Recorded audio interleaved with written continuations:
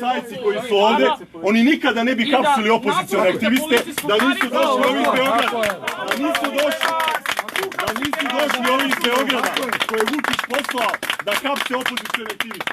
Znači, neće proći. Nije vam ovo vaša kriminalna struktura, ovo je Srbija. Ovo su ljudi domaćini, ovo su ljudi pošteni, ovo je Dragačevo, ne možete da hapsite opoziciju. Ovde je pre 100 i više godina izbila Goračićka buna. Zato što su slali neki iz Beograda koji misle da će nama da odlučuju kako ćemo mi da živimo ovdje. Nećete vi hapsiti opoziciju. Uhapsite Zelju, uhapsite Zvonka Veselinovića, uhapsite Milana Radojičića. Nećete hapsiti opoziciju. Pogledajte, to je Vučićevo lice. To je Vučićeva Barbara iz Ministarstva unutrašnjih poslova. Pogledajte to lice.